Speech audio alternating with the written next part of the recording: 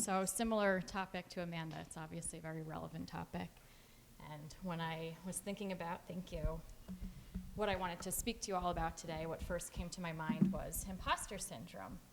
It's something that I've experienced before in my career and something that I've been surprised to find so many of my peers also experience through different conversations with them, people that outwardly are very successful and smart also experience imposter syndrome. But as I was going through my own personal experiences with imposter syndrome, I realized that many of them were actually just a lack of confidence, also similar to your speech. Imposter syndrome implies that you've reached some level of success of which to feel unworthy of. But many of my personal situations were just simply a lack of confidence. And having a lack of confidence can make it difficult to achieve success.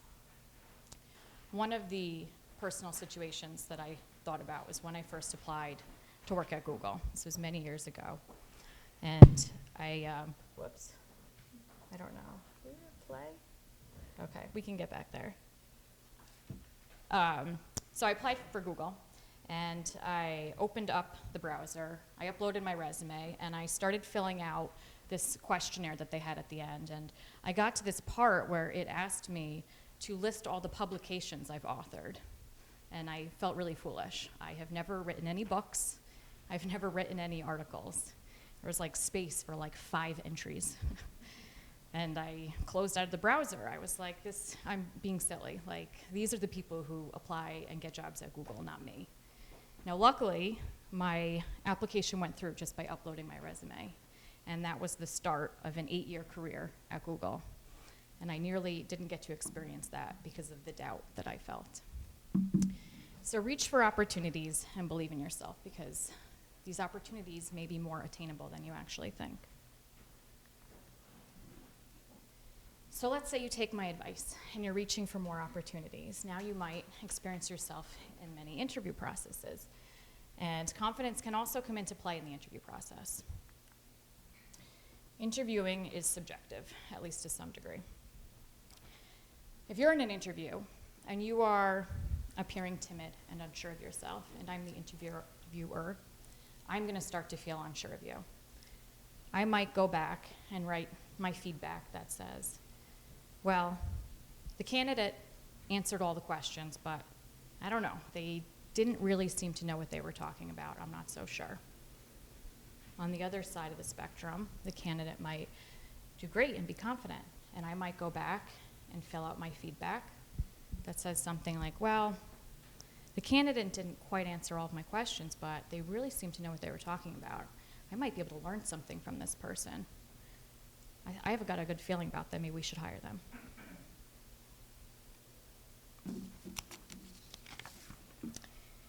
So, my personal story. Now, one of the interviews I went through at Elastic was this JavaScript technical interview, and my background was actually mostly in C++. I had some JavaScript, but it wasn't my forte, and there were a lot of the terms that I didn't actually know. But I tried to be positive, and so when the interviewer would ask me questions, I would just do my best to relate to the concept, even if I didn't understand it. So there was this one question he asked me. He said, do you know what hoisting is?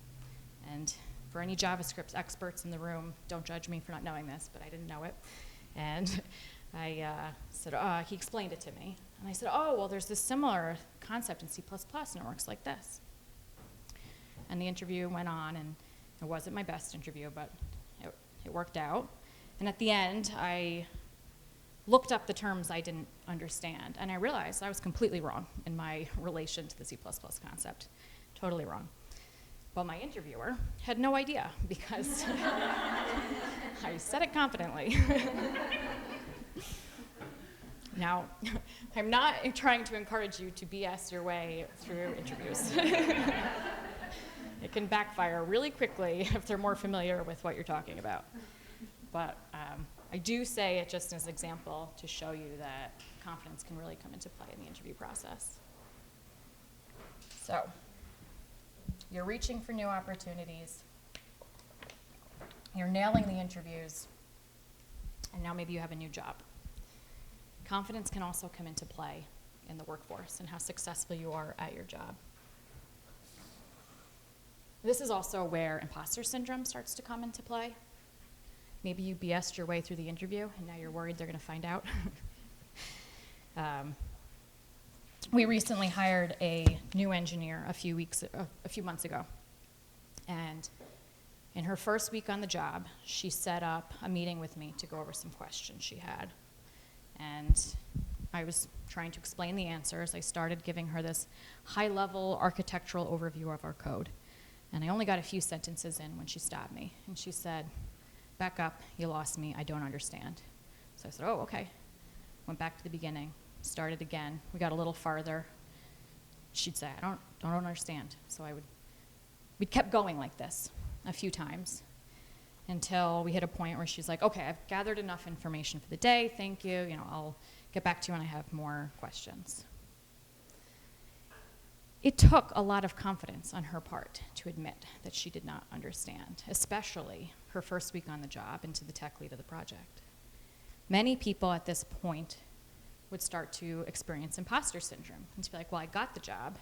I'm supposed to understand what she's talking about, but I don't. They might assume it's some lacking on their part. But it actually wasn't.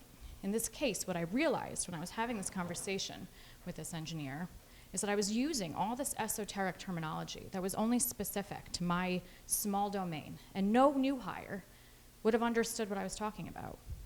I had had the context of these terms for years, and I was saying them as if they had that context. I'd say the term embeddables, pipeline, expression language, and if I did, maybe I gave a cursory explanation, but I'd rushed through it. Now, if you have the confidence to admit that you don't understand something, you'll be better off. She left those meetings with way more knowledge than the new hires that went before her, who just nodded along and didn't really understand. And so it can have success. It can impact your success at work. Okay. So, let's say you're reaching for new opportunities, you've secured those opportunities, you are being very confident, and now maybe you are being offered leadership positions. Now you might actually run into the situation on the opposite side of the spectrum, which is being perceived as too confident, direct, or maybe even aggressive. When I first joined Elastic about 3 years ago, I joined as a software engineer. And about a year into that, I was offered the position of area lead on a team of 3 people, myself included. And area lead's responsibilities are about 20% leadership stuff, roadmap planning, organizational stuff, and 80% coding. So even though I was pretty nervous to take it on, I historically was a little hesitant. I really enjoy my heads down coding. I thought it was a good opportunity to get my feet wet and try it out. So I accepted the position, and it went well.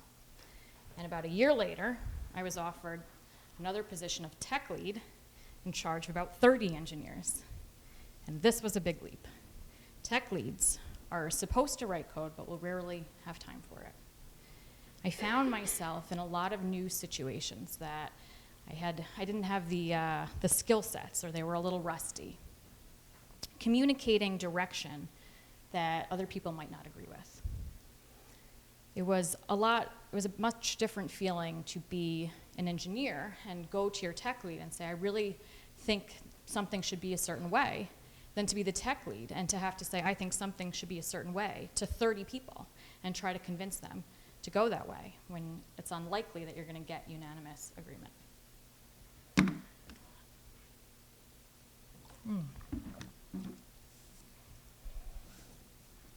So, there was one particular situation where an area team was taking a path that I disagreed with.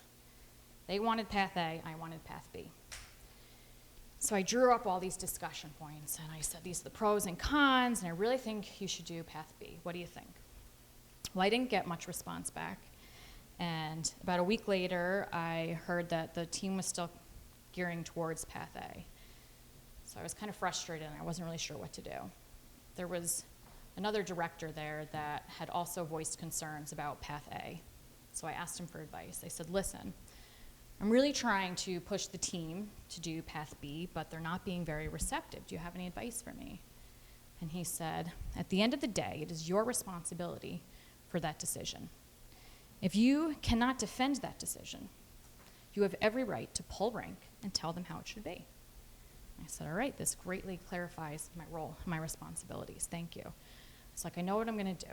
I can't defend Path A because I hadn't been given a lot of reasons for it. So I'm going to go back to the area lead, and I'm going to tell him we really should do Path B. And the director said, no, drop the I think. Just tell him. So I said, you're right. Okay. I'll go to the area lead, and I'll say we should do Path B. Are you okay with that? And the director said, no, don't open it up for more discourse. Just tell him. So I mulled this over, and I crafted my message, and I sent it out. And a few days later, my team lead had a sync with me where she shared feedback with me that I was getting feedback that I was being too aggressive in my communication style. And she said she read the message in question, and she agreed it was a little aggressive. So I was like, ugh. I shared with her the feedback from the director and my frustration, and she shared with me her own story. She said when she first joined Elastic, she used qualifiers all over the place. I think, maybe, what do you think about? And she received feedback that she needed to be more direct, drop them. So she did. She dropped all qualifiers, and soon after received feedback that she was being too aggressive. There's a balance to be found in there somewhere, but it's difficult to find, and there will often be times when you just cannot please everybody. There will be times when it's appropriate to use qualifiers, and there will be times when you need to be direct. And when you find yourself in leadership positions, you're going to experience more of the latter. And if you do, and if you get negative feedback like I did, review the feedback, listen to it, review your messaging, see if you can improve, but don't start to doubt yourself. The more people you communicate with, the more chances there are for somebody to take something you said the wrong way. You could say the same thing to two different people, and you would get two different reactions. So,